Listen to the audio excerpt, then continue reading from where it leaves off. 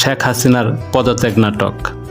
শেখ হাসিনা কৌশলগত কারণে প্রকাশ্যে সরাসরি ঢালাওভাবে জেনারেল এরশাদকে সমর্থন করতে অক্ষমতা প্রকাশ করলে শেষ পর্যন্ত এরশাদ মাত্র 2 বছর আগে গড়া তার নীলনকশার পার্লামেন্ট ভেঙে দিয়ে নতুন করে দ্বিতীয়বার নীলনকশার পার্লামেন্ট নির্বাচন দিয়ে জাসদের আসমা আব্দুর রব, যিনি বর্তমানে শেখ হাসিনার মন্ত্রী, তাকে পার্লামেন্টের বিরোধী দলীয় নেতা করেন। জনতা স্বৈরাচারী এরশাদ বিরোধী আন্দোলনের সর্বোচ্চ ত্যাগ স্বীকারে প্রস্তুত হয় এবং বেগম জিয়া ভিতরে ভিতরে জনতার মাঝে আপোষহীন নেত্রী হিসাবে প্রতিষ্ঠিত হন। অবস্থা বেগতিক দেখে শেখ হাসিনার বেগম খালেদা জিয়ার আন্দোলনের সাথে পুরোপুরি সম্পৃক্ত হওয়া ছাড়া আর কোনো উপায় থাকে না। আগের থেকেই আওয়ামী লীগের মাঠকর্মীরা এরশাদ হটাও আন্দোলনে তাদের বলিষ্ঠ ভূমিকা বজায় রেখেছে। এখন শেখ হাসিনা বাধ্য হয়ে আন্দোলনে আসায় আন্দোলন আরও বেগবান হয়েছে। জননেত্রী শেখ হাসিনা এবং দেশনেত্রী বেগম খালেদা জিয়া দুই নেত্রীর আন্দোলন প্রসঙ্গে বৈঠক হলো। আন্দোলন তুঙ্গে উঠল, দুর্বার গণ আন্দোলন চলতে থাকলো। স্বৈরাচারী সামরিক একনায়ক এরশাদ কারফিউ জারি করলো, সেনাবাহিনীকে জনগণের বিপক্ষে রাস্তায় নামালো। কিন্তু জনগণকে দমানো গেল না। জনগণ ইস্পাত কঠিন ঐক্য গড়ে কারফিউ ভেঙে দিল, সেনাবাহিনীর সঙ্গে সংঘর্ষ শুরু করলো। সারা দেশে আন্দোলনের আগুন ছড়িয়ে পড়ল। ছাত্র, যুবক আর জনতার আন্দোলনের মুখে বিশ্ববেহায়া স্বৈরাচারী এরশাদের সকল কূটকৌশল আর শক্তি পরাস্ত হতে লাগলো। জেনারেল এরশাদ ছাত্রনেতাদের ক্রয় করার জন্য শত কোটি টাকা খরচ করল এবং জেলখানা থেকে দাগী আসামিদের ছাড়িয়ে এনে কোটি কোটি টাকা আর অস্ত্র দিয়ে আন্দোলন দমানোর ব্যবস্থা করল। এই দাগী আসামিরাই 1990 সালের 27 নভেম্বর ঢাকা বিশ্ববিদ্যালয়ের লাইব্রেরির পূর্ব দক্ষিণ কোণায় দূর থেকে গুলি করে ডক্টর মিলনকে হত্যা করল। ডক্টর মিলন নিহত হওয়ার সঙ্গে সঙ্গে ছাত্র জনতার আন্দোলন দাবানলে রূপ নিল। আন্দোলন নতুন মোড় নিল, ঠিক যেমন 1969-এ আসাদ হত্যার পর হয়েছিল। অনির্দিষ্টকালের হরতাল, অনির্দিষ্টকালের কারফিউতে দেশের সবকিছু অচল চলছিল। শুধু টিকেটিং, মিছিল, টিয়ার গ্যাস আর গুলি।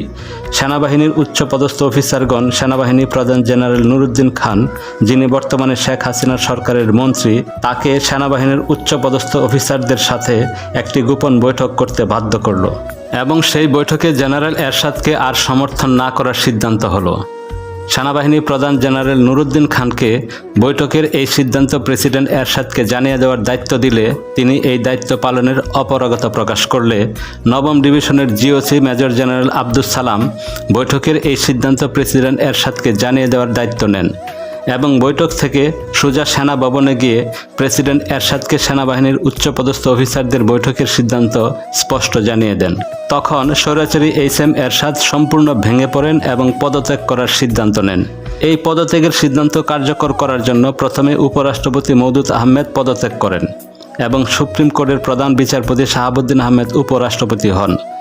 তারপর রাষ্ট্রপতি জেনারেল এরশাদ উপরাষ্ট্রপতি বিচারপতি শাহাবুদ্দিন আহমেদের কাছে পদত্যাগপত্র জমা দিলে উপরাষ্ট্রপতি শাহাবুদ্দিন আহমেদ অস্থায়ী রাষ্ট্রপতি হন এবং তার নেতৃত্বে তত্ত্বাবধায়ক সরকার গঠন করে 1991 সালে 27 ফেব্রুয়ারি জাতীয় সংসদ নির্বাচন দেন।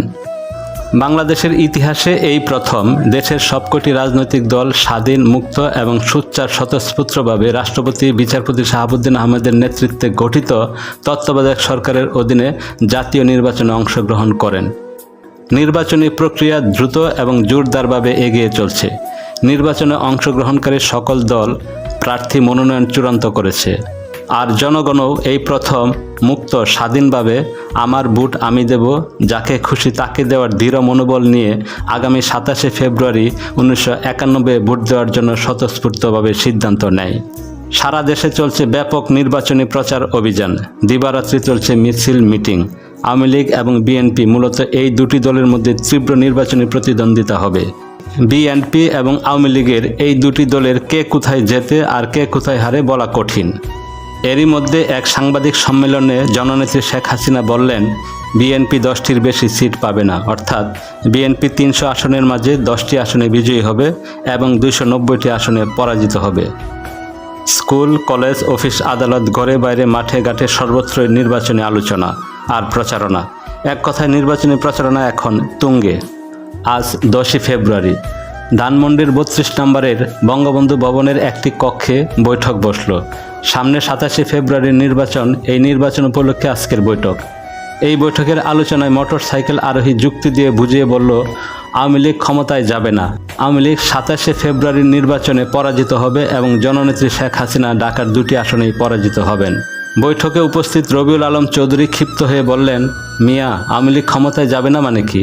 আওয়ামী লীগ তো ক্ষমতায় গিয়েই আছে। ওই যে পাশের রুমে বসে আছে হোম সেক্রেটারি, সংস্থাপন সচিব, পররাষ্ট্র সচিব। অন্য পাশের ঘরে বসে আছেন পুলিশের আইজি। একটু আগেও এসেছিল সেনাবাহিনী প্রধান নুরুদ্দিন খান। তারপরেও বলেন আওয়ামী লীগ ক্ষমতায় যাবে না, শেখ হাসিনা প্রধানমন্ত্রী হবে না। মোটরসাইকেল আরোহী আরও বলেন, সেক্রেটারিরা যতই বসে থাকুক, পুলিশ প্রধান, সেনা প্রধান যতই সালাম দিয়ে যাক, 27শে ফেব্রুয়ারির নির্বাচনে জিতে আওয়ামী লীগের ক্ষমতায় যাওয়ার সম্ভাবনা খুবই কম। এই কথা বলার সাথে সাথে বৈঠকে উপস্থিত জননেত্রী শেখ হাসিনা ক্রুদ্ধ স্বরে বললেন, তুমি এক্ষুনি বের হয়ে যাও, আর আসবে না। বের হয়ে যেতে যেতে মোটরসাইকেল আরোহী বলেন, নেত্রী, আপনি বের করে দিলে আমি বের হয়ে যেতে বাধ্য। তবে আমি যা বললাম কদিন পরে আপনি তা বুঝবেন। 1991 সালের 27শে ফেব্রুয়ারি শুধু বাংলাদেশে নয়, উপমহাদেশের ইতিহাসে এক নির্বাচনী ইতিহাস সৃষ্টি করে নরনারী নির্বিশেষে জনগণ হাসতে হাসতে নিজেদের ভোটাধিকার প্রয়োগ করল। ভোট গণনায় দেখা গেল আওয়ামী লীগ পরাজিত হলো। ঢাকার 2 আসনে শেখ হাসিনা বিপুল ভোটে পরাজিত হলেন। বেগম খালেদা জিয়া এবং তার দল বিএনপি নির্বাচনে বিজয়ী হলো। জননেত্রী শেখ হাসিনা নির্বাচনের ফলাফল প্রত্যাখ্যান করে বললেন, ভোটে সূক্ষ্ম কারচুপি হয়েছে, আর সূক্ষ্ম কারচুপির মাধ্যমেই তাকে পরাজিত করা হয়েছে। আমি এই ফলাফল মানি না এবং বেগম জিয়া সরকার গঠন করলে আমি 1 মিনিটও খালেদা জিয়াকে সুস্থ থাকতে দিব না। হঠাৎ জননেত্রী শেখ হাসিনা সাংবাদিকদের কাছে ঘোষণা করলেন তিনি আওয়ামী লীগের সভানেত্রীর পদ থেকে পদত্যাগ করেছেন। সংশ্লিষ্ট সকল মহলেই পদত্যাগের ঘটনা আলোড়ন সৃষ্টি করল। আওয়ামী লীগের কেন্দ্রীয় নেতারা হতবাক কেন্দ্রীয় অফিস নির্বাহীরাও। বলা নেই কওয়া নেই, দলের সভানেত্রী শেখ হাসিনা ঘোষণা করলেন তিনি পদত্যাগ করেছেন। কিন্তু শেখ হাসিনা পদত্যাগ করলেন কার কাছে? কোথায় তার পদত্যাগপত্র? দলের কেন্দ্রীয় নির্বাহীর মিটিংয়ে তিনি পদত্যাগ করলেন না। তাহলে তিনি পদত্যাগ করলেন কোথায় এবং কার কাছে? তিনি পদত্যাগ করেছেন বলে সাংবাদিকদের কাছে ঘোষণা বা করলেন কিভাবে? সভানেত্রী শেখ হাসিনার এই পদত্যাগের বিষয় নিয়ে দলের ভিতর ও বাইরে চলছে ব্যাপক জল্পনা কল্পনা। কেউ বলেছেন তিনি পদত্যাগ করেননি, আবার কেউ বলেছেন না, তিনি স্বয়ং ঘোষণা দিয়েছেন যে তিনি পদত্যাগ করেছেন।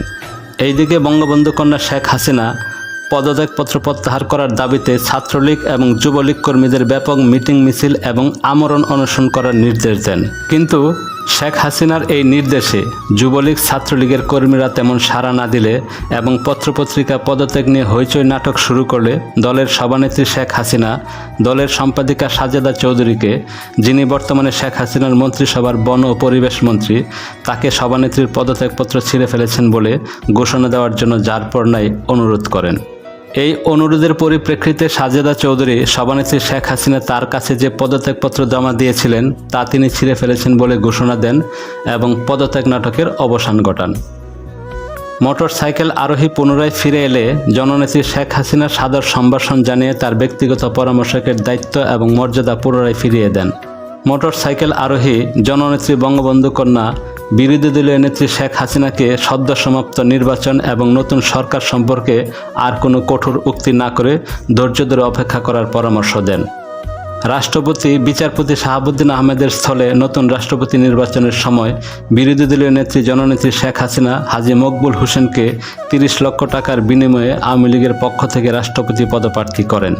অন্যদিকে এরশাদ ও তার দল জাতীয় পার্টির সমর্থন নিয়ে সুপ্রিম কোর্টের সাবেক প্রধান বিচারপতি বদরুল হায়দার চৌধুরী রাষ্ট্রপতি হন। বিরোধী দলীয় নেত্রী জননেত্রী শেখ হাসিনা হাজী মকবুলকে রাষ্ট্রপতি প্রার্থী করে রাখলে তার এবং তার দল আওয়ামী লীগের ভাবমূর্তি ক্ষুণ্ণ হবে, ঐতিহ্য নষ্ট হবে ইত্যাদি বুঝিয়ে সাবেক প্রধান বিচারপতি বদরুল হায়দার চৌধুরীকে সম্মিলিত বিরোধী দলীয় প্রার্থী করার পরামর্শ দিলে এক পর্যায়ে তিনি রাজি হন। এরপর শেখ হাসিনা বিচারপতি বদরুল হায়দার চৌধুরীকে বলেন, জামাতে ইসলামী বাংলাদেশের আমির, যুদ্ধাপরাধী 71-এর ঘাতক অধ্যাপক গোলাম আজমের সঙ্গে দেখা করে দোয়া নিয়ে আসেন।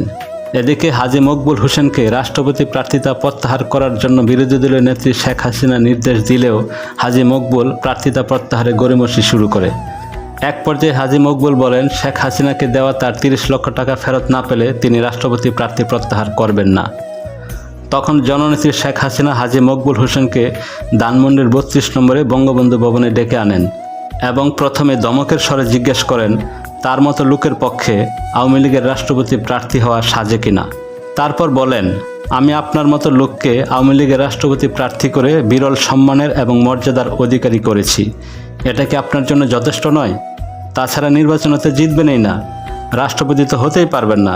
এখন সম্মানের সাথে চুপচাপ বসে পড়েন। হাজী মকবুল আমতা আমতা করতে থাকলে শেখ হাসিনা বলেন, আপনি যা করেছেন, যা দিয়েছেন, ভবিষ্যতে তা মনে রাখব এবং পুষিয়ে দেব। এই নিয়ে আর উচ্চবাচ্য করে ভবিষ্যৎ খোয়াবেন না। নিঃশব্দে পদত্যাগ করে আমার প্রতি আনুগত্য দেখান। অতঃপর আওয়ামী লীগের রাষ্ট্রপতি প্রার্থী হাজী মকবুল হোসেন ভবিষ্যতের আশায় প্রার্থিতা প্রত্যাহার করে এবং জননেত্রী শেখ হাসিনার প্রতি আনুগত্য প্রকাশ করে। হিন্দু মুসলিম দাঙ্গা, নেপথ্যে শেখ হাসিনা। বেগম খালেদা জিয়া বাংলাদেশের প্রধানমন্ত্রী এবং শেখ হাসিনা বিরোধী দলীয় নেত্রী। প্রধানমন্ত্রী বেগম খালেদা জিয়া এবং বিরোধী দলীয় নেত্রী শেখ হাসিনার মাঝে সহযোগিতা সম্প্রীতি তো দূরের কথা, বরং বৈরিতা এবং হিংসা আগের চেয়েও আরও তীব্র হলো। এই সুযোগে স্বাধীনতা বিরোধী মৌলবাদী রাজনৈতিক দল জামাতে ইসলামী বাংলাদেশ তাদের নেপথ্যের মূল নেতা যুদ্ধাপরাধী ঘাতক গোলাম আজমকে জামাতে ইসলামের প্রদান করেন। এর প্রতিবাদে যুদ্ধাপরাধী ঘাতক গোলাম আজম সহ সকল যুদ্ধাপরাধীর বিচারের দাবিতে 1992 সালের 11 ফেব্রুয়ারি শহীদ জননী জাহানারা ইমাম মুক্তিযুদ্ধের চেতনা বাস্তবায়ন এবং 71-এর ঘাতক দালাল নির্মূল জাতীয় সমন্বয় কমিটি নামে মুক্তিযুদ্ধের চেতনায় বিশ্বাসী একটি নতুন সংগঠন করেন এবং আন্দোলন গড়ে তোলেন। শহীদ জননী জাহানারা ইমামের নেতৃত্বে গড়ে ওঠা এই নতুন সংগঠনের আন্দোলন কর্মসূচিতে জনগণ ব্যাপক সাড়া দিল। নতুন প্রজন্ম শহীদ জননী জাহানারা ইমামের নেতৃত্বে এবং কর্মসূচিতে দারুণ উৎসাহ এবং আস্থা নিয়ে অংশগ্রহণ করতে থাকল। বঙ্গবন্ধু কন্যা বিরোধী দলীয় নেত্রী শেখ হাসিনা অস্থির এবং উত্তেজিত হয়ে ওঠেন। তিনি কেবলই বলতে থাকেন, জাহানারা ইমাম নতুন দোকান খুলেছে, নতুন ব্যবসা ধরেছে, নেত্রী হতে চায়, জননেত্রী হতে চায়, ব্যবসার জায়গা পায় না, মুক্তিযুদ্ধের নাম নিয়ে ব্যবসা শুরু করেছে। মোটর সাইকেল আরোহী বঙ্গবন্ধু কন্যা শেখ হাসিনাকে বলেন, নেত্রী এসব কি বলছেন আপনি? সমগ্র জাতি জানে জাহানারা ইমাম শহীদ জননী। 71-এর মুক্তিযুদ্ধে তার ছেলে শহীদ হয়েছে, তিনি শহীদ জননী, আর আপনি এসব কি বলছেন? শেখ হাসিনা উত্তেজিত হয়ে বলেন, রাখো তোমার শহীদ জননী। ও কিসের শহীদ জননী? ওর ছেলে রুমি লুটপাট করতে গিয়ে নিজেদের গুলিতেই মারা গেছে। ওর স্বামী 1971 সালে যুদ্ধের সময় আর্মিদের সাপ্লাই করত। মোটর সাইকেল আরোহী বলেন, এইসব কি বলছেন নেত্রী? এইসব কথা জনসম্মুখে বললে হিতে বিপরীত হবে। শেখ হাসিনা বললেন, এই জন্যই তো দম বন্ধ করে চুপ করে আছি। তোমাদের বলে রাখছি, তোমরা এইগুলো বাইরে বলবে। ওরা ধানমন্ডিতে আমাদের বাড়ির পূর্ব দিকের প্রথম বাড়িতে থাকতো। জাহানারা ইমামদেরকেও পাকিস্তানি আর্মিরা পাহারা দিয়ে রাখত। জাহানারা ইমামের জামাই পাকিস্তানি আর্মিদের সাপ্লাই করত। ওই সময় প্রচুর টাকা কামিয়েছে এরা, আর এখন এসেছে মুক্তিযুদ্ধের চেতনা বাস্তবায়ন করতে। আসলে ও এসেছে আমার নেতৃত্ব দখল করতে। আমি নির্বাচনে হেরেছি, এই সুযোগে তলে তলে খালেদা জিয়ার সাথে লাইন করে জননেত্রী হওয়ার পরিকল্পনায় আছে জাহানারা ইমাম। আর তাই গোলাম আজমের বিচার, যুদ্ধাপরাধীদের বিচার, মুক্তিযুদ্ধের চেতনা বাস্তবায়ন ইত্যাদি নানা কথার আড়ালে নেত্রী হওয়ার খায়েশ আছে। তোমরা এর থেকে সাবধান থাকবে এবং আমার সকল কর্মীদের সাবধানে রাখবে, কেউ যেন জাহানারা ইমামের খপ্পরে না পড়ে। মোটর সাইকেল আরোহীর প্রশ্ন, নেত্রী আপনি কি জাহানারা ইমামের ঘাতক দালাল নির্মূল কমিটির কর্মসূচিতে যাবেন না? বঙ্গবন্ধু কন্যা শেখ হাসিনা জবাব দেন, সে আমি যাই বা না যাই, তোমরা যাবে না, আর আওয়ামী লীগের কোনো কর্মীকেও যেতে দিবে না। বুঝো না, আমার তো ইচ্ছা না থাকলেও অনেক জায়গায় যেতে হয়। জাহানারা ইমামের মুক্তিযুদ্ধের নামে দেওয়া কর্মসূচিতে হয়তো আমি কৌশলগত কারণে যাব, কিন্তু তোমরা যাবে না। শহীদ জননী জাহানারা ইমাম মুক্তিযুদ্ধের চেতনা বাস্তবায়ন এবং 71-এর ঘাতক দালাল নির্মূল জাতীয় সমন্বয় কমিটির আহ্বায়িকা হিসাবে ঘাতক গোলাম আজম সহ যুদ্ধাপরাধীদের বিচারের জন্য গণ আদালত গঠন করেন। 1992 সালের 26শে মার্চ স্বাধীনতা দিবসে জাহানারা ইমামের সভাপতিত্বে গণ আদালত ঘাতক যুদ্ধাপরাধী গোলাম আজমকে 10টি অভিযোগে ফাঁসির রায় দেয়। গণ আদালতের দেওয়া গোলাম আজমের ফাঁসির রায় কার্যকর করার জন্য শহীদ জননী জাহানারা ইমাম সরকারের কাছে আহ্বান জানালে এবং গণ আদালতে এই রায় কার্যকর করার দাবিতে আন্দোলন কর্মসূচি দিলে যুদ্ধাপরাধী ঘাতক গোলাম আজম শেখ হেলাল উদ্দিন, যিনি বঙ্গবন্ধু শেখ মুজিবের আপন ভাই, শেখ নাসেরের বড় ছেলে, শেখ হাসিনার আপন চাচাতো ভাই, বর্তমানে তিনি বাগেরহাটের মোল্লারহাট এবং ফকিরেরহাট নির্বাচনী এলাকার আওয়ামী লীগের এমপি, তার ইন্দিরা রোডের বাসায় বিরোধী দলীয় নেত্রী শেখ হাসিনার সাথে গোপন বৈঠকে বসেন। এই বৈঠকে সিদ্ধান্ত হয় ঘাতক গোলাম আজম এবং তার দল জামাতে ইসলামী আর বিএনপির লেজুর ভিত্তি না করে শেখ হাসিনা এবং আওয়ামী লীগকে সর্বোচ্চভাবে সমর্থন ও সাহায্য সহযোগিতা করবে এবং শেখ হাসিনার নেতৃত্বে আওয়ামী লীগের সাথে মিলে খালেদা জিয়া ও বিএনপি সরকার পতনের আন্দোলন করবে। বিনিময়ে জননেত্রী শেখ হাসিনা যুদ্ধাপরাধী ঘাতক গোলাম আজমের ফাঁসি কার্যকর করার দাবিতে শহীদ জননী জাহানারা ইমামের নেতৃত্বে গড়ে ওঠা গণ আন্দোলন এবং গণ আদালত নস্যাৎ করে বানচাল করার দায়িত্ব নেন। সেই থেকে ঘাতক গোলাম আজম এবং শেখ হাসিনার মাঝে গড়ে ওঠে গোপন নিবিড় ঐক্য এবং সম্পর্ক। 1992 সালের ডিসেম্বর মাসের প্রথম সপ্তাহ বাংলাদেশের প্রধানমন্ত্রী বেগম খালেদা জিয়া সার্কের চেয়ারম্যান। সার্কভুক্ত 7টি রাষ্ট্রের শীর্ষ সম্মেলন ঢাকায়। সার্কের চেয়ারপারসন হিসাবে বেগম খালেদা জিয়া শীর্ষ সম্মেলন উদ্বোধন করবেন। এরই মধ্যে ভারতের বাবরি মসজিদকে কেন্দ্র করে সাম্প্রদায়িক দাঙ্গা, হিন্দু মুসলিম রায়ট শুরু হলো। সঙ্গে সঙ্গে বিরোধী দলীয় নেত্রী শেখ হাসিনা জরুরি ভিত্তিতে মোটরসাইকেল আরোহীকে ডাকলেন। মোটরসাইকেল আরোহী 29 নং মিন্ট রোডে বিরোধী দলীয় নেত্রী শেখ হাসিনার বাসভবনে উপস্থিত হলে বাবুর্চি বিমল দৌড়ে এসে খবর দেয় যে আম্মা আপনাকে এক্ষুনি ধানমন্ডি 32 নম্বরে বঙ্গবন্ধু ভবনে যেতে বলেছেন। মোটরসাইকেল আরোহী 32 নম্বরে পৌঁছালে সঙ্গে সঙ্গে জননেত্রী শেখ হাসিনা তাকে বঙ্গবন্ধু ভবনের লাইব্রেরি রুমে ডেকে বলেন, সারা দেশে হিন্দু মুসলিম রায়ট লাগিয়ে দাও। মোটরসাইকেল আরোহী বলেন, এটা ঠিক হবে না। শেখ হাসিনা বলেন, ঠিক বেঠিক তোমার ভাবতে হবে না, রায়ট লাগাতে বলেছি, তুমি লাগাও। মোটরসাইকেল আরোহী বলেন, আপনি এটা বলেন কি? আমি আরও রাত দিন পরিশ্রম করে পাড়া মহল্লার যুবকদের সতর্ক করি যাতে হিন্দুদের উপর কোনো রকম আক্রমণ না হয়, আর আপনি বলছেন রায়ট লাগিয়ে দিতে? নেত্রী বললেন, হ্যাঁ আমি বলেছি, তুমি রায়ট লাগাও। মোটরসাইকেল আরোহী বলল, না নেত্রী, এটা নীতি বিরোধী কাজ। নেত্রী রাগান্বিত হয়ে বলেন, রাখো তোমার নীতিফিতি, আমি যা বলেছি তাই করো। আমি তোমার নেত্রী না তুমি আমার নেতা? আমাকে যদি নেত্রী মনে করো তাহলে আমি যা বলবো তাই করতে হবে। মোটরসাইকেল আরোহী বললেন, আপনি আমাদের নেত্রী, আপনি যা বলবেন তাই শিরোধার্য। তবে হিন্দুদের উপর আক্রমণ করলে হিন্দুরা আর এদেশে থাকবে না, সবাই চলে যাবে, আর হিন্দুরা তো আমাদের লোক, আমাদের রিজার্ভ ভোটার। শেখ হাসিনা বলেন, রাখো, যাবে কোথায়? যাবার জায়গা নেই, তুমি রায়ট লাগাও। মোটরসাইকেল আরোহী বলেন, হিন্দুরা ভারতে চলে গেলে ভারত থেকে যে মুসলমান আসবে সেই মুসলমানরা সবাই হবে ধানের শীষ, মানে বিএনপির, এটা ভেবে দেখেছেন? শেখ হাসিনা বলেন, আরে বোকা, সার্ক সম্মেলন বন্ধ করতে হবে না, কয়েকদিন পরে সার্ক সম্মেলন। খালেদা জিয়া সার্ক সম্মেলন উদ্বোধন করবে। ইন্ডিয়ার প্রধানমন্ত্রী এখনও আসে নাই, এটাই সুযোগ। এখনই রায়ট লাগিয়ে দিলে সম্মেলন পণ্ড হয়ে যাবে। তাছাড়া জাহানারা ইমাম যেভাবে জনপ্রিয় হয়ে উঠেছে তাকেও তো সাইজ করতে হবে। জাহানারা ইমাম আমার নেতৃত্বের প্রতি হুমকি। যেভাবে সে দিনকে দিন মুক্তিযুদ্ধের দ্বারক বাহক হয়ে যাচ্ছে তাতে ভয়ের ব্যাপার হয়ে দাঁড়িয়েছে, তাকে আর ছাড় দেওয়া যায় না। এই সুযোগে জাহানারা ইমামকে জনগণ থেকে বিচ্ছিন্ন করে ফেলতে হবে। এক ডিলে দুই পাখি, সার্ক সম্মেলন পণ্ড, জাহানারা ইমাম সাইজ। তুমি রায়ট লাগাও, হিন্দুদের উপর হামলা করো। এদেশের সকল হিন্দুরাই এখন জাহানারা ইমামের পিছনে চলে গেছে।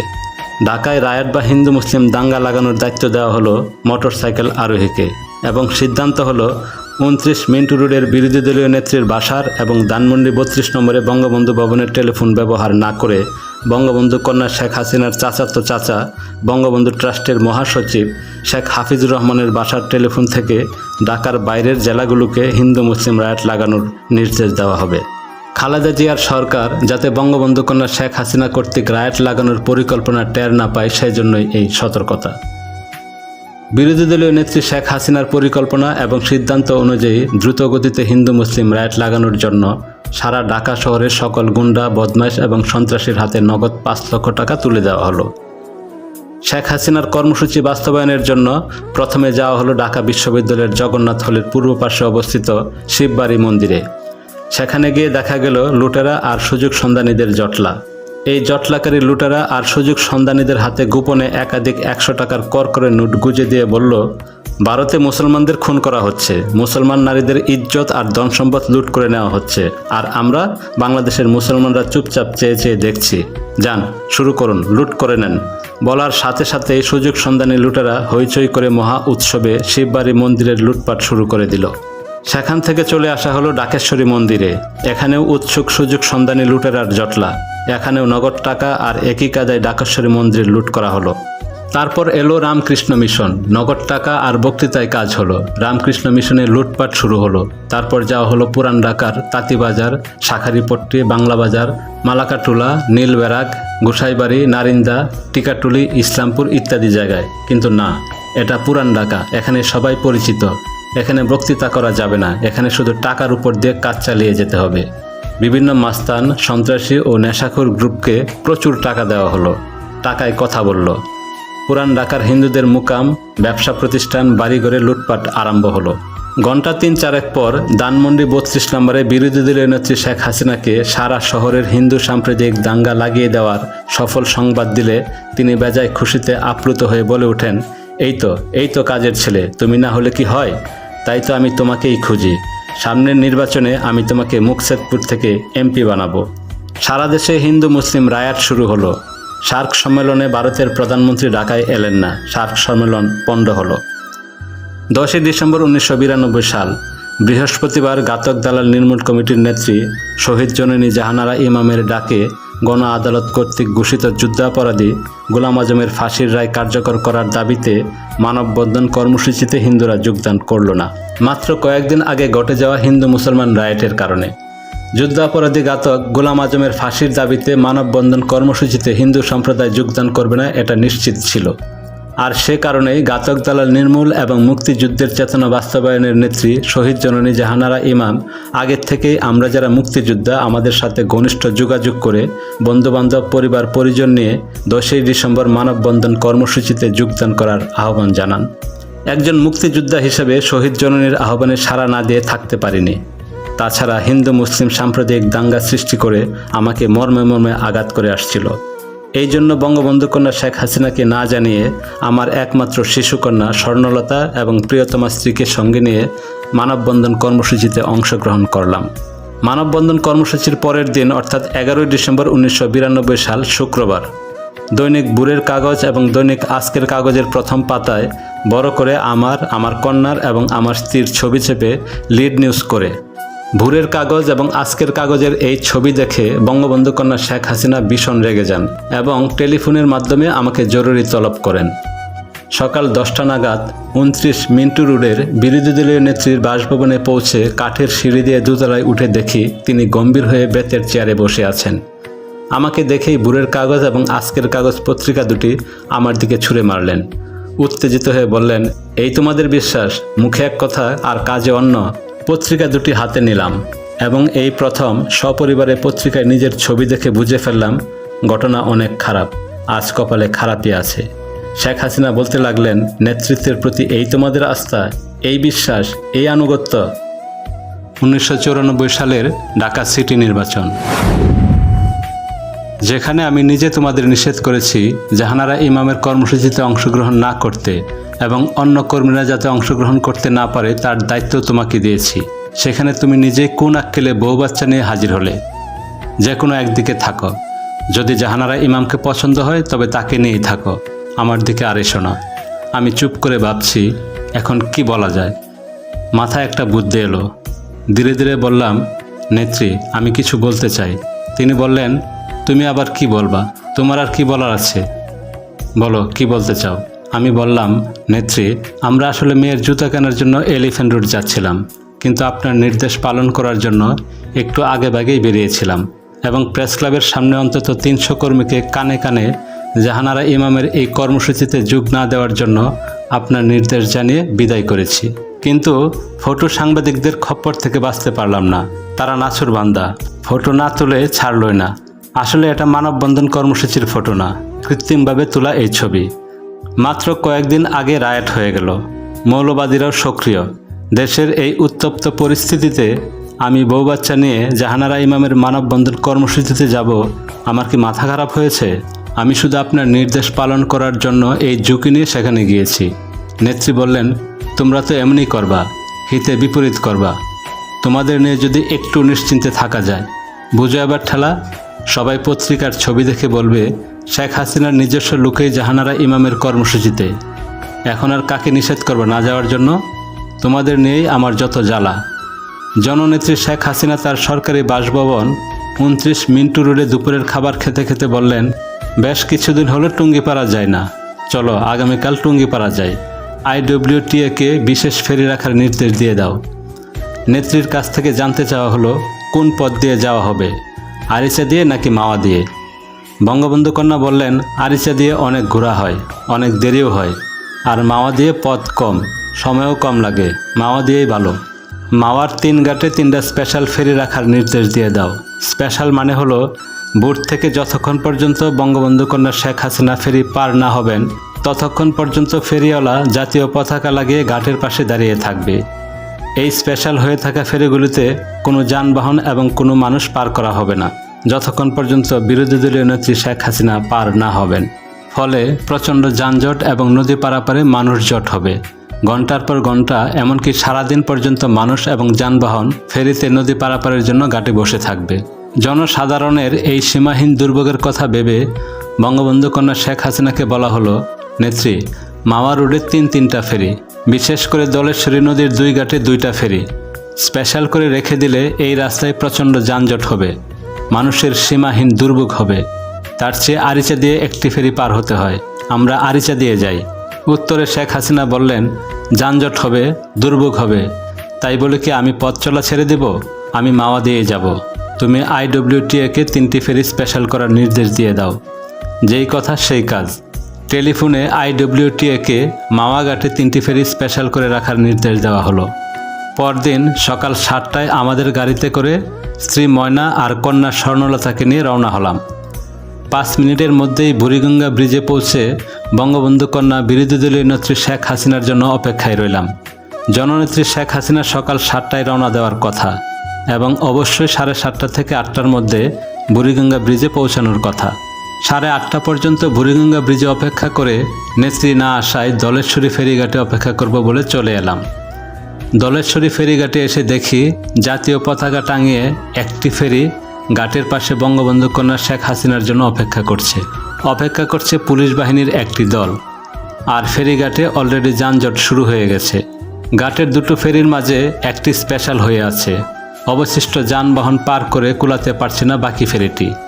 বেলা 10টা বেজে গেল, অথচ বিরোধী দলীয় নেত্রী শেখ হাসিনা আসছেন না। তবে কি কর্মসূচির কোনো পরিবর্তন হলো? পুলিশ অফিসারের কাছে জিজ্ঞাসা করলাম। পুলিশ অফিসার বলল, বিরোধী দলীয় নেত্রী এই পথে যাবেন, আমরা তো সেই ডিউটিতেই আছি। এরপর আমি ফেরিঘাট পার হয়ে দ্বিতীয় ফেরিঘাটে এসে দেখলাম এখানেও একটি ফেরি জাতীয় পতাকা টাঙিয়ে স্পেশাল হয়ে বঙ্গবন্ধু কন্যা শেখ হাসিনার অপেক্ষা করছে। আর পারাপারের অপেক্ষায় থাকা মানুষের সীমাহীন দুর্ভোগ শুরু হয়ে গেছে। দ্বিতীয় ফেরিও বেলা 12টা নাগাদ পার হয়ে এলাম। এবার এলাম মাওয়া ফেরিঘাটে। এখানেও একটা বড় ফেরি জাতীয় পতাকা টাঙিয়ে ঘাটের বাইরে অপেক্ষা করছে। পুলিশের একটি বিশেষ দলেও এখানে অপেক্ষা করছে। আমার স্ত্রী ময়নাকে বললাম, একটা ফেরি এলেই আমরা পদ্মা পার হয়ে ফরিদপুরের বাঙ্গায় গিয়ে অপেক্ষা করব। কারণ বলা তো যায় না, বঙ্গবন্ধু কন্যা শেখ হাসিনা আরিচা দিয়েও চলে যেতে পারেন। ময়না বলল, দূর, তা হয় নাকি? এখানে 3টা ফেরি অপেক্ষা করছে, জায়গায় জায়গায় পুলিশ বাহিনী অপেক্ষা করছে। নেত্রী আরিচা দিয়ে চলে গেলে অবশ্যই একটা সংবাদ দিতেন, যাতে করে ওনার অপেক্ষায় থাকা ফেরি এবং পুলিশ স্পেশাল ডিউটি ছেড়ে নর্মাল ডিউটিতে ফিরতে পারে। একটা বড় ফেরি এলো, আমি ফেরিতে গাড়ি তুললাম। পদ্মা পার হয়ে ফরিদপুরের বাঙ্গায় এসে অপেক্ষা করতে লাগলাম। আধা ঘন্টা অপেক্ষায় থাকার পর দেখলাম শেখ হাসিনার জাতীয় পতাকাবাহী গাড়ি ফরিদপুরের দিক থেকে আসছে, অর্থাৎ বিরোধী দলীয় নেত্রী আরিচা দিয়ে এসেছেন। আমাদের দেখে নেত্রী হাত নাড়লেন, আমরা তার গাড়ি বহরের সাথে যোগ দিলাম। গোপালগঞ্জ সার্কিট হাউসে এসে সকলেই থামলাম।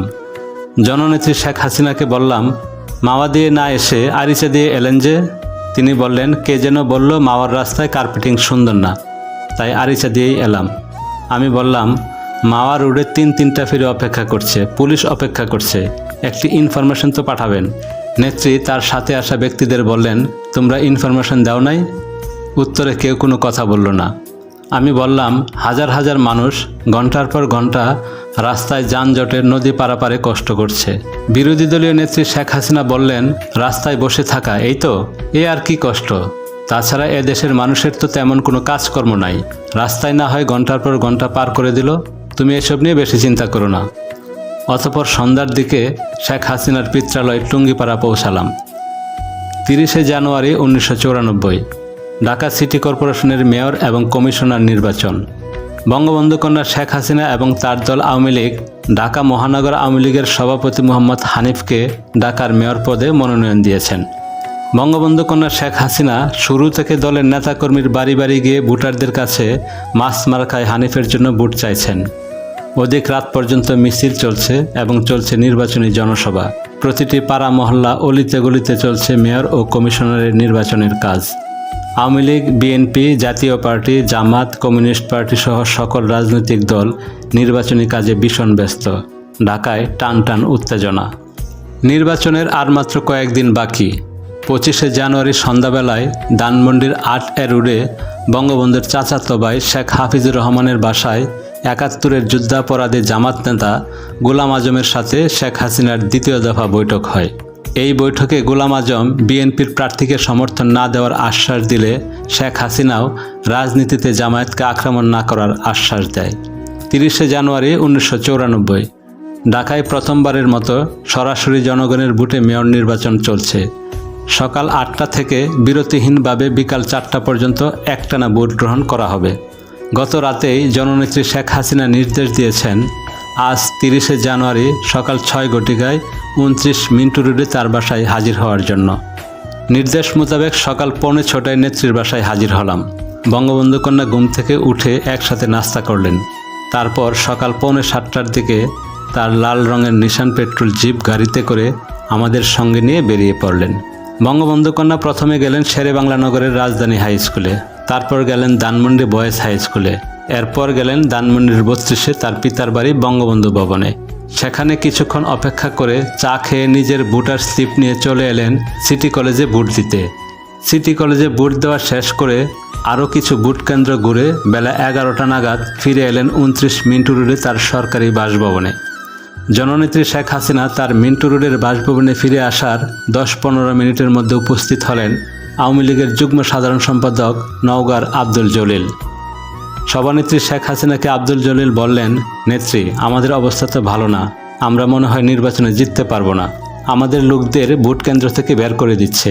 আপনাকে তো আগেই বলেছি আওয়ামী লীগ হলো হরতাল আর আন্দোলনের দল, নির্বাচনের দল না, আপনি খামাখা নির্বাচনে যান। আব্দুল জলিলের কথা শেষ না হতেই হাজির হলেন আওয়ামী লীগের সাধারণ সম্পাদক জিল্লুর রহমান। জিল্লুর রহমানের পিছন পিছন এলেন প্রেসিডিয়াম সদস্য আব্দুর রাজ্জাক সহ অন্যান্য নেতৃবৃন্দ।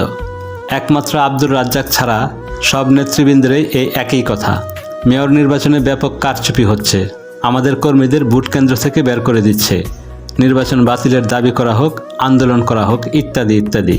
প্রেসিডিয়াম সদস্য আব্দুর রাজ্জাক বললেন, নির্বাচনে কারচুপি হচ্ছে, আমাদের কর্মীদের বের করে দেওয়া হচ্ছে, এটাকে আপনারা কেউ ভোট কেন্দ্রে গিয়ে দেখেছেন? নেতারা কেউ কোনো উত্তর দিলেন না, কোনো কথাও কেউ বললেন না, সবাই চুপ।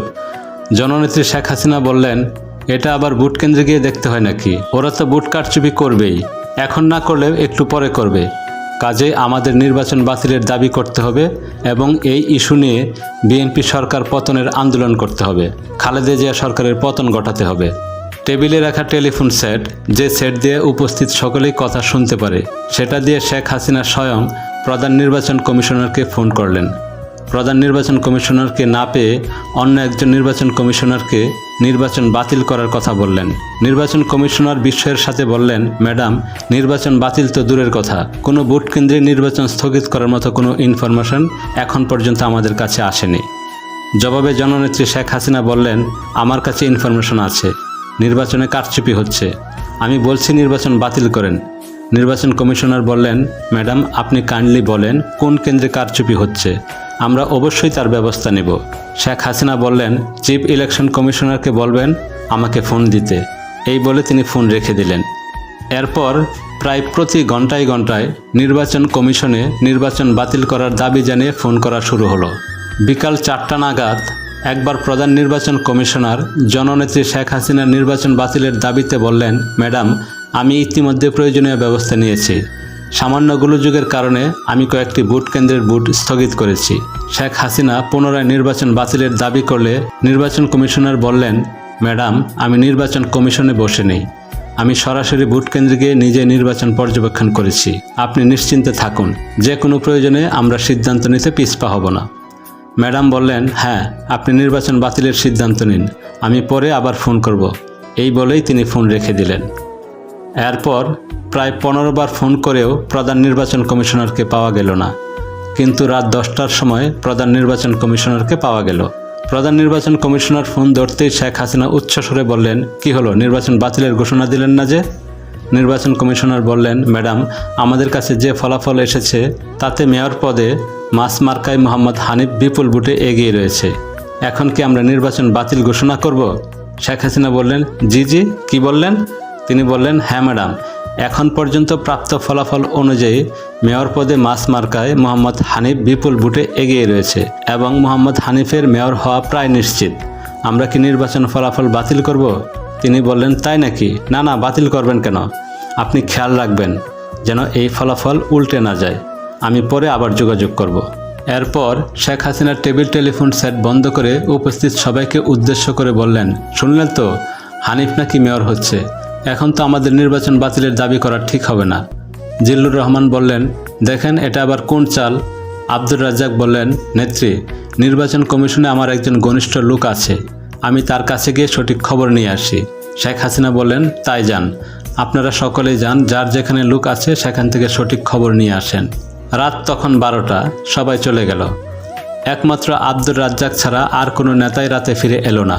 রাত 1:30টার দিকে আব্দুর রাজ্জাক মিন্টু রোডে এসে বললেন, নেত্রী কোথায়? হানিফ তো মেয়র হয়ে গেছে।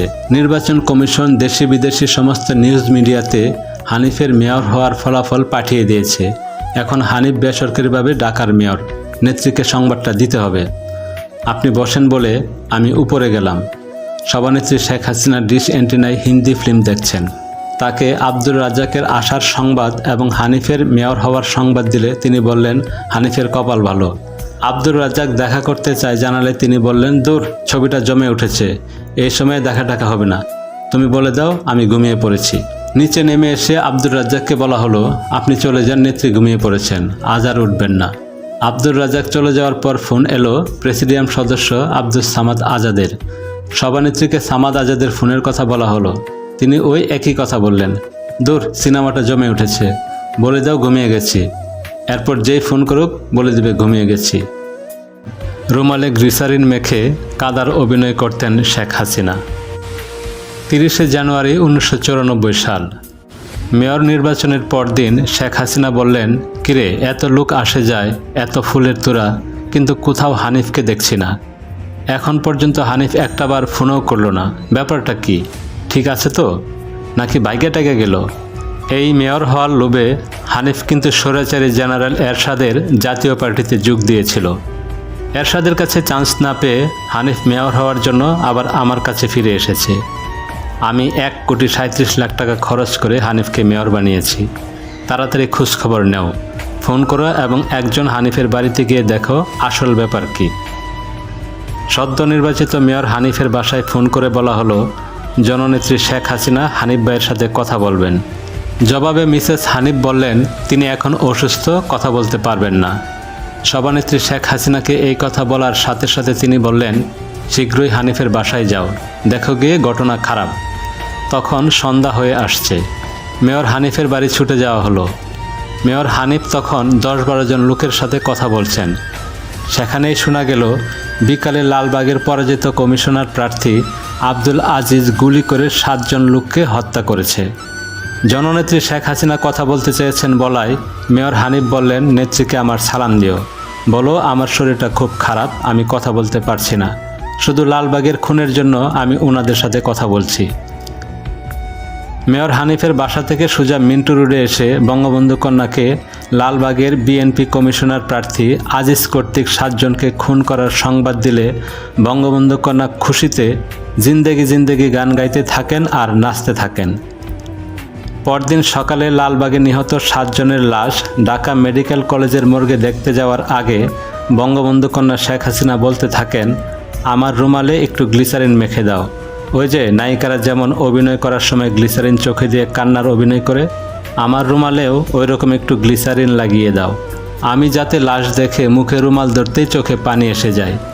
একজন বলল, গ্লিসারিনের দরকার নেই, শুধু চোখে রুমাল ধরবেন, তাতেই মনে হবে আপনি কাঁদছেন, আর আমরা ফটো সাংবাদিক ভাইদের বলে দেব ছবির নিচে আপনি কাঁদছেন ক্যাপশন লাগিয়ে দিতে। হাসপাতালের মর্গে নিহত 7 জনের লাশ দেখে বঙ্গবন্ধু কন্যা শেখ হাসিনা চোখে রুমাল ধরলেন। সঙ্গে সঙ্গে ফটো সাংবাদিকরা অসংখ্য ছবি তুলল। ছবি তোলা শেষে শেখ হাসিনা গাড়িতে উঠলেন। গাড়ি চলতে শুরু করলো। তখনও শেখ হাসিনার চোখে রুমাল। গাড়ির ড্রাইভার জালাল বলল, আপা এখন রুমাল নামান, ফটো সাংবাদিক নেই। গাড়ির সকল আরোহী হেসে উঠল। শেখ হাসিনা বললেন, ঠিক মতো দেখেছো তো, কোনো ফটো সাংবাদিক নেই? না, নেই। হাসিনা বলল, তাহলে এবার আমি রুমাল নামাই। 29 নম্বর মিন্টু রোডের বাসায় এসে শেখ হাসিনা বললেন, ময়না খাওয়া দাওয়া বেশি করে এনেছে তো? লাশ দেখে এসেছি, লাশ। আজ আমি বেশি করে খাবো। তারপর জিন্দেগি জিন্দেগি গান গাইতে গাইতে নাচতে লাগলেন। সত্যি সত্যি অস্বাভাবিক রকমের খাবার খেলেন শেখ হাসিনা।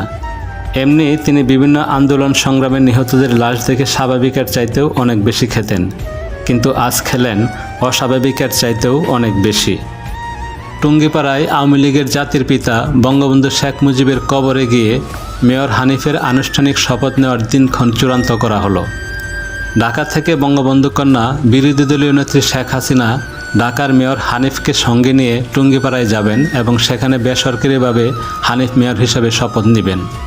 নির্দিষ্ট দিনে সকালবেলা সকলেই টুঙ্গিপাড়ায় যাওয়ার জন্য প্রস্তুত, কিন্তু মেয়র হানিফ এলেন না। টুঙ্গিপাড়ায় আর যাওয়া হলো না। মেয়র হানিফের সাথে যোগাযোগ করা হলে তিনি বললেন তিনি অসুস্থ।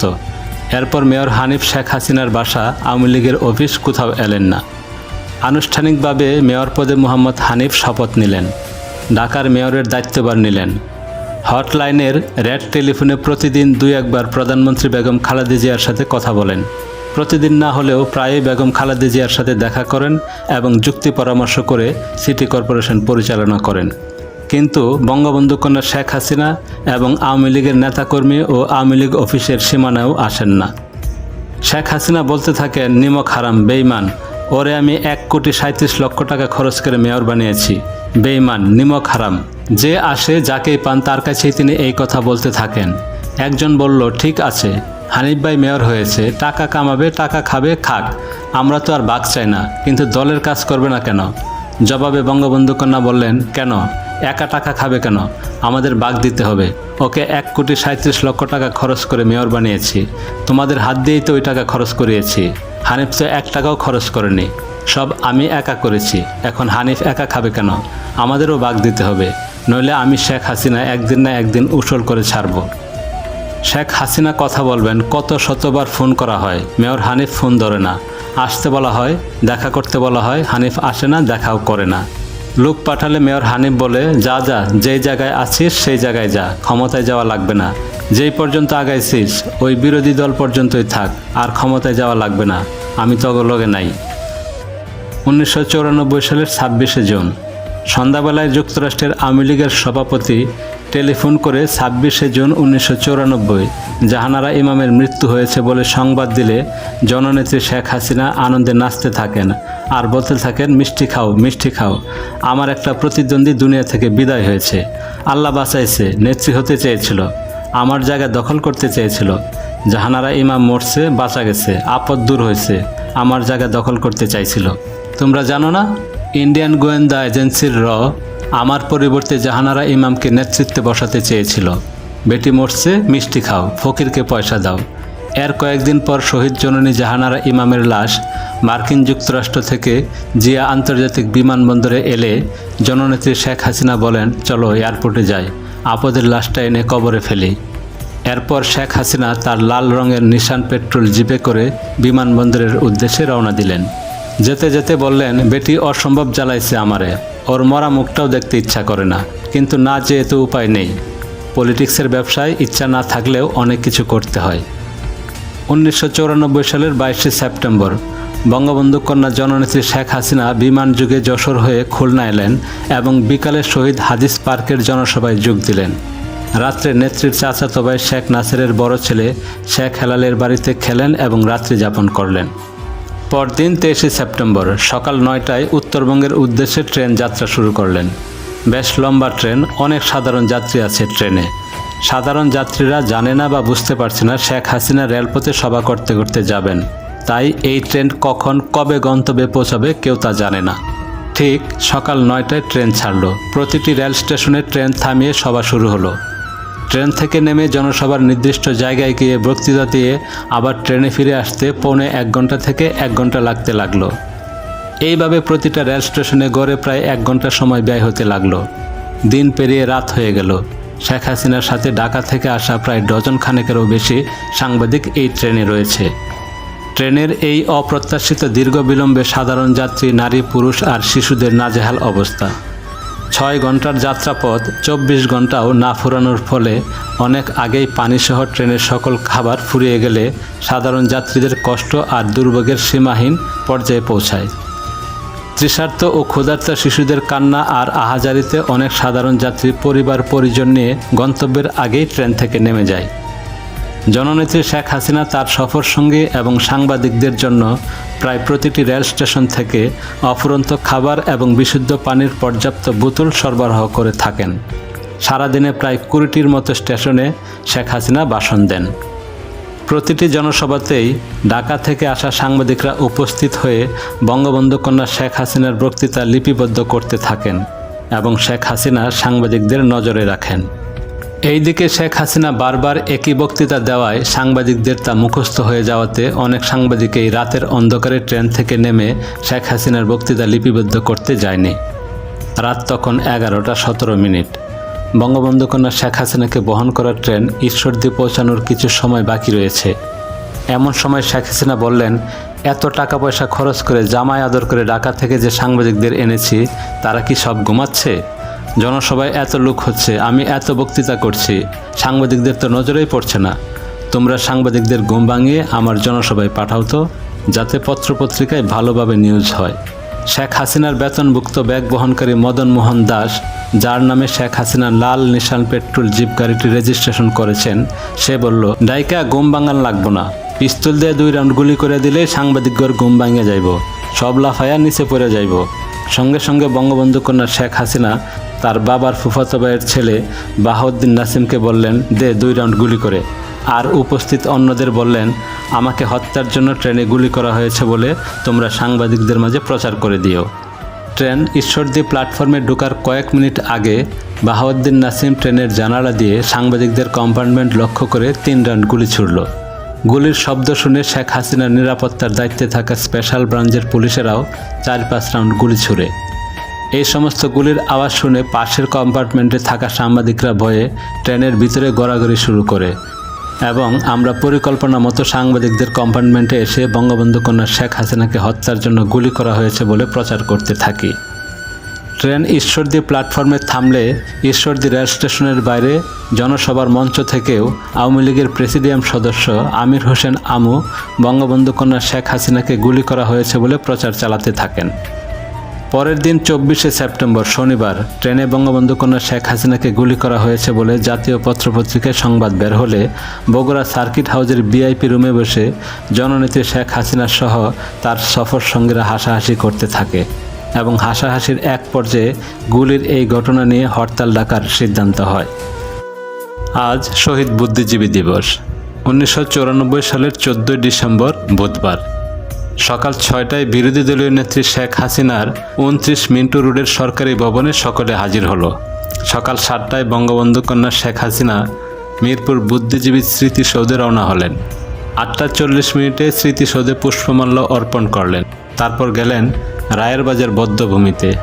সেখানে পুষ্পমাল্য দেওয়ার পর শহীদ বুদ্ধিজীবী সন্তানদের সংগঠন প্রজন্ম 71-এর উদ্দেশ্যে জননেত্রী শেখ হাসিনা এক সংক্ষিপ্ত ভাষণ দিলেন। তারপর মালিবাগ রেল ক্রসিংয়ের ভুইয়া ক্লিনিকে তার বাবার ফুফাতো ভাইয়ের ছেলে নকিব আহমেদ নান্নুকে দেখে জননেত্রী শেখ হাসিনা তার সরকারি বাসভবনে দুপুর নাগাদ ফিরে এলেন। দুপুর 2:30টায় খাবার টেবিলে একসঙ্গে খেতে বসে বঙ্গবন্ধু কন্যা শেখ হাসিনা আক্ষেপ করে বললেন, দেখো, আজ বিকেলে বঙ্গবন্ধু এভিনিউয়ে ঢাকা মহানগর আওয়ামী লীগের উদ্যোগে বিজয় দিবস উপলক্ষে আলোচনা সভা। আমি হলাম সেই আলোচনা সভার প্রধান অতিথি। আর মাত্র কয়েকদিন পরেই আমি বিরোধী দলীয় নেত্রী পদ থেকে পদত্যাগ করব। এটাই আমার বিরোধী দলীয় নেত্রী হিসেবে শেষ প্রধান অতিথি থাকা। তাছাড়া আমি ভাবি প্রধানমন্ত্রী। আবার আমি জাতির জনক বঙ্গবন্ধু শেখ মুজিবুর রহমানের কন্যা। সামনে রয়েছে খালেদা জিয়া হটাও আন্দোলন। এই মুহূর্তে আমার গ্ল্যামার, আমার ভাবমূর্তি বৃদ্ধি করা কত জরুরি প্রয়োজন। আজকের বিজয় দিবস অনুষ্ঠানে আমি যাব, এরা নিশ্চয়ই আমার উপর ফুল ছিটানোর কোনো আয়োজন করে নাই। এমনিতেই এরা মানে আওয়ামী লীগ নেতারা আনকালচার্ড, তার উপর এরা হলো ব্যবসায়ী।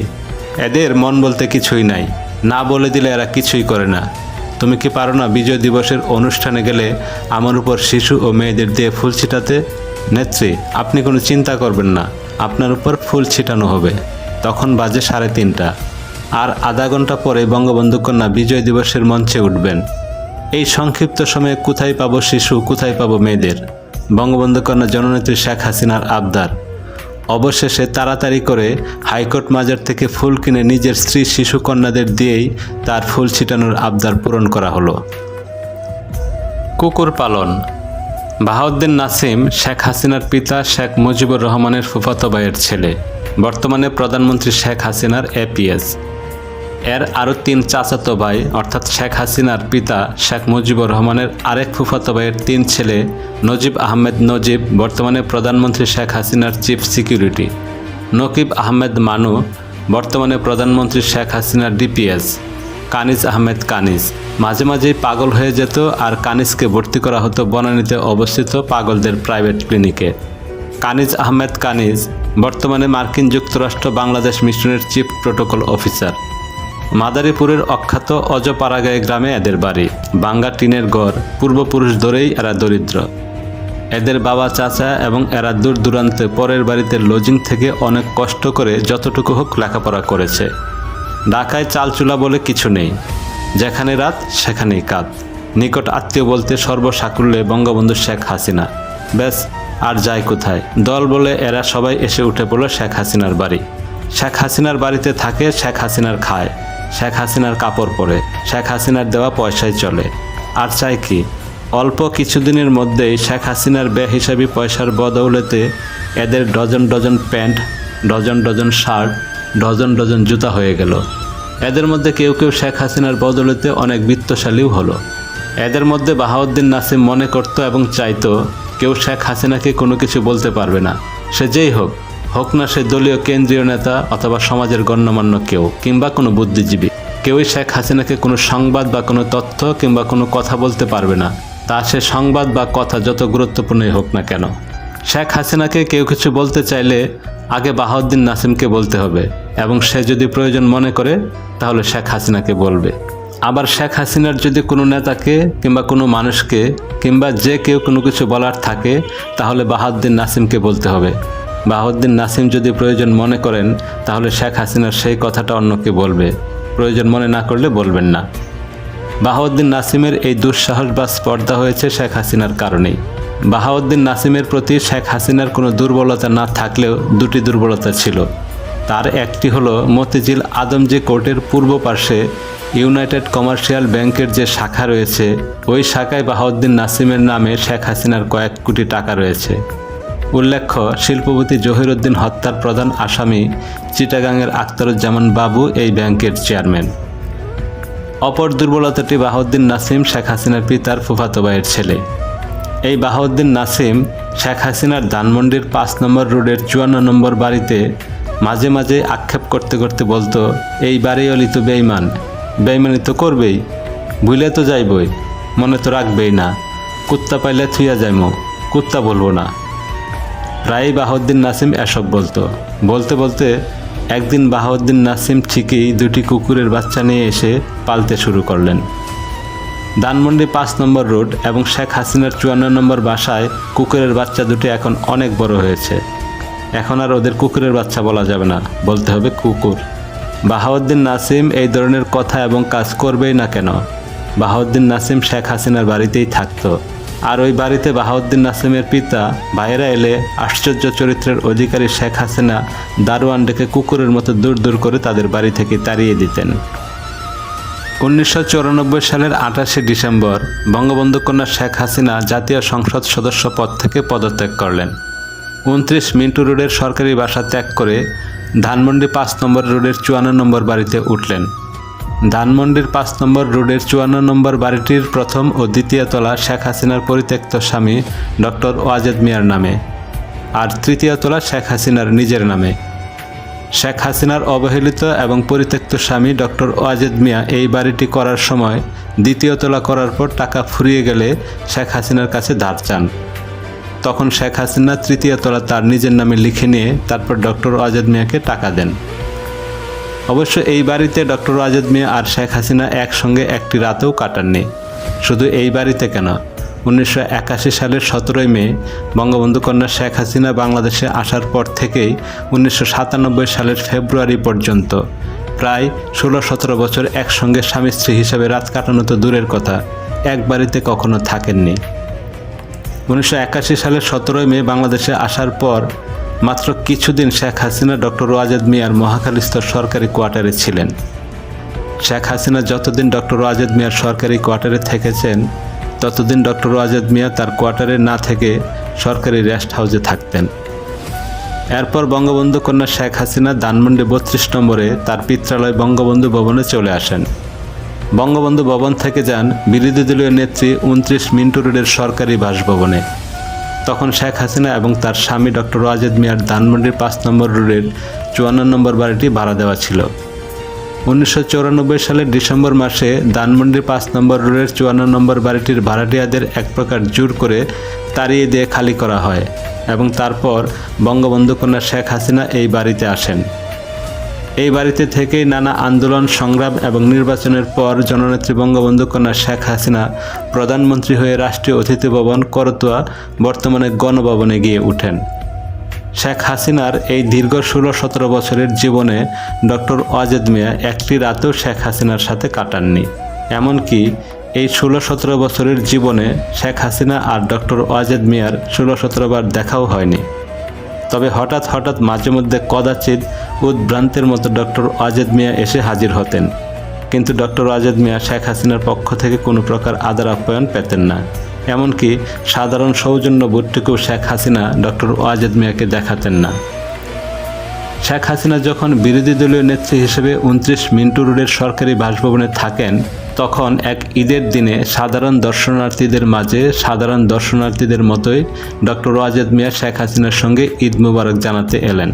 কিন্তু বঙ্গবন্ধু কন্যা শেখ হাসিনা আগত সকলের সাথে কুশলাদি বিনিময় করলেও তার স্বামী ডক্টর ওয়াজেদ মিয়ার সাথে কোনো প্রকার কুশলাদি বিনিময় করা তো দূরে থাক, ভ্রুক্ষেপেই করলেন না। এমনকি তাকে বসতে পর্যন্ত কেউ বললেন না। ডক্টর ওয়াজেদ মিয়া কিছুক্ষণ করুণভাবে ফ্যাল করে শেখ হাসিনার দিকে তাকিয়ে থেকে ধীরে ধীরে ঘর থেকে বেরিয়ে লনে এবং লন থেকে অসহায়ের মতো হাঁটতে হাঁটতে গেটের বাইরে চলে গেলেন। একমাত্র শেখ হাসিনা আর তার খুবই ঘনিষ্ঠজন কয়েকজন ছাড়া কেউ জানল না, কেউ বুঝতে পারল না এই ব্যক্তিটি কে। অনেকবার অসুস্থ হয়ে সোহরাওয়ার্দী হাসপাতাল সহ বিভিন্ন হাসপাতালে মাসাধিককাল পরে থাকলেও বঙ্গবন্ধু কন্যা শেখ হাসিনা একটিবারের জন্যও তার স্বামী ডক্টর ওয়াজেদ মিয়াকে দেখতে যেতেন না। শেখ হাসিনার দেহে অনেক আঘাতের চিহ্ন রয়েছে। এই আঘাতের ব্যথায় মাঝে মাঝে কাতরাতেন তিনি, এমনকি কেঁদে ফেলতেন। কাঁদতে কাঁদতে বলতেন, ময়না এই বিশেষ জায়গাটাই বেশি করে মালিশ করো। শয়তানের বাচ্চা ওয়াজেদ আমাকে 1980 সালে এই জায়গায় মেরেছে, আজও সেই ব্যথায় আমি কাতরাই। ময়নার প্রধান কাজ ছিল বঙ্গবন্ধু কন্যা শেখ হাসিনার দেহ মালিশ করা। প্রায় প্রতিদিন শেখ হাসিনার দেহ মালিশ করে ঘুম থেকে তোলা এবং ঘুমানোর আগে দেহ মালিশ করে তাকে ঘুম পাড়ানোই ছিল ময়নার প্রধান কাজ। এছাড়া ভিআইপি কেউ এলে তাকে এন্টারটেনমেন্ট বা আপ্যায়ন করা, ভিআইপি ব্যক্তির সাথে প্রাথমিক আলাপ আলোচনা করে জননেত্রী শেখ হাসিনাকে অবহিত করা, টেলিফোন ধরা ও টেলিফোনকারীকে প্রয়োজনীয় ইনফরমেশন দেওয়া এবং নেত্রীকে তা ইনফর্ম করা, বঙ্গবন্ধু কন্যার যাবতীয় খাবার দাবারের ব্যবস্থা করা, তার শাড়ি পোশাক আশাক তৈরি করা এবং শেখ হাসিনাকে কাপড় চোপড় পোশাক পরিয়ে পরিপাটি করে বাইরের বিভিন্ন কর্মসূচিতে পাঠানো ছিল ময়নার প্রধান কাজ। এছাড়া বাড়তি দায়িত্ব হিসেবে ছিল নেত্রীকে বাইরের প্রকৃত খবরাখবর জানানো। এসব করার জন্য ময়নাকে বেতন করে রাখা হয়নি। উপরন্তু ময়নায় জননেত্রী শেখ হাসিনাকে টাকা পয়সা, কাপড় চোপড়, জিনিসপত্র যাবতীয় কিছু তার সাধ্য অনুযায়ী দিত। ভোরে শেখ হাসিনাকে ঘুম থেকে তুলে নাস্তা খাইয়ে তিনি যতক্ষণ ঘরে থাকতেন ততক্ষণই ময়নাকে কাছে থাকতে হতো। কোনো দিন শেখ হাসিনার বাসা থেকে ময়নার নিজের বাসায় ফিরতে রাত 1টা থেকে 2টাও বাজত। বঙ্গবন্ধু কন্যা শেখ হাসিনা ময়নাকে ধরে কাঁদতেন আর কাঁদতে কাঁদতে বলতেন, জানো ময়না, শয়তানের বাচ্চা ওয়াজেদ আমাকে দিনে 3 বার করে মারত, সকালে, দুপুরে আর রাতে। মেরে মেরে আমার সারা শরীর জাজরা করে দিত।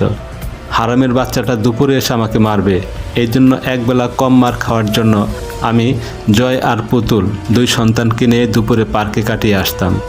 ওই ইবলিশটার মারের চোটে আমার দেহের কিছু নাই, সারা দেহে শুধু ব্যথা। বিয়ের পর থেকেই শয়তানের বাচ্চা আমাকে মারা শুরু করেছে। শেখ হাসিনার স্বামী ডক্টর ওয়াজেদ মিয়া শেখ হাসিনাকে দৈহিক নির্যাতন করতেন, মারধর করতেন। এই কথা শেখ হাসিনা অসংখ্যবার কেঁদে কেঁদে বলেছেন। শেখ হাসিনার কান্নায় ময়নার চোখেও পানি ঝরেছে, কিন্তু কেন স্বামী তাকে মারতেন, দৈহিক নির্যাতন করতেন, এই কথা শেখ হাসিনা কখনোই বলেননি।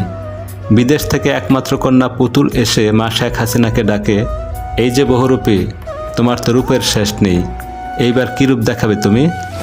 শেখ হাসিনা কোনো কথা বললে সঙ্গে সঙ্গে মেয়ে পুতুল আত্মীয় স্বজন সকলদের সামনে বলে ওঠে, এটা তোমার কত নম্বর রূপ?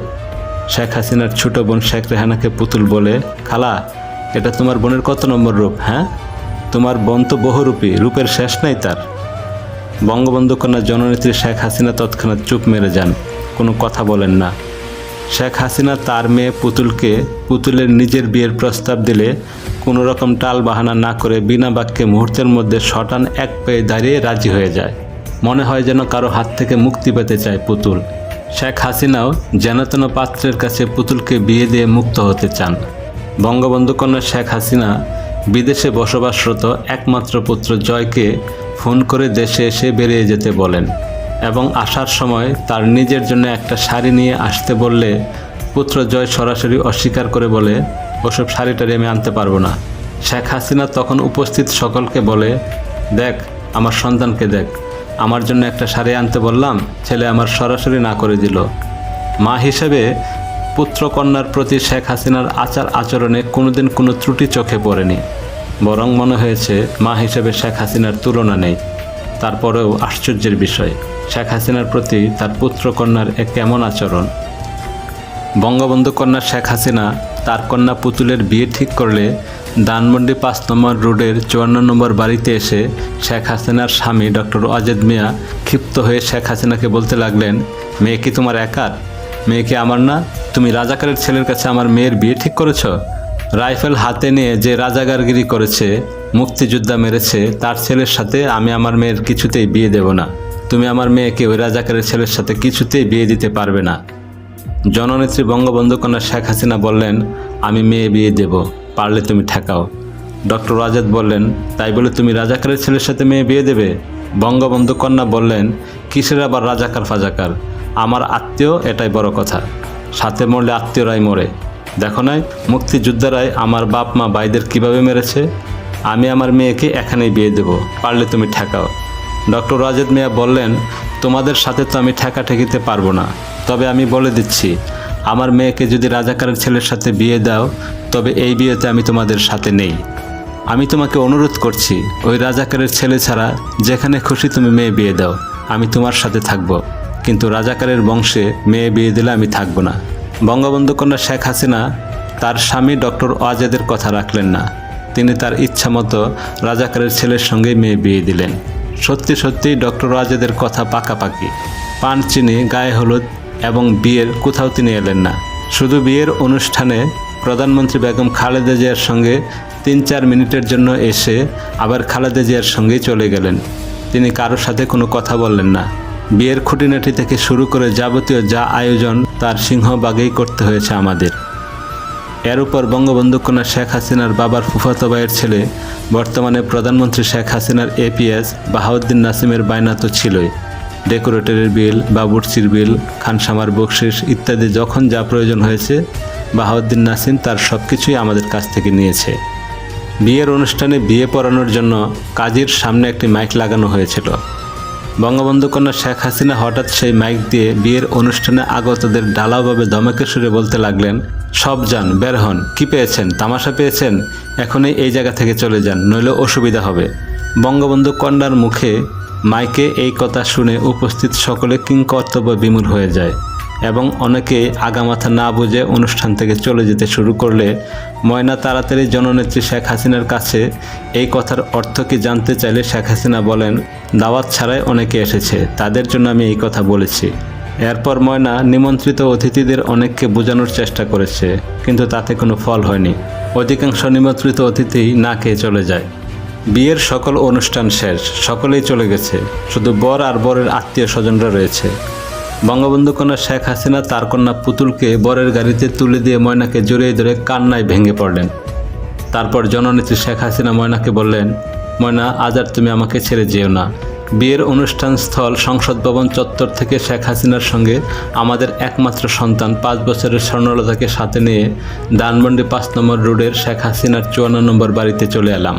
বাড়িতে এসে বাইরের কাপড় পাল্টে সবাইকে নিয়ে মাটিতে গোল হয়ে বসে জননেত্রী বঙ্গবন্ধু কন্যা শেখ হাসিনা ময়নাকে বললেন, ময়না, তোমরা যা করলে তোমাদের ঋণ জীবনেও শোধ করা যাবে না, কোনো দিন তোমাদের ভোলা যাবে না।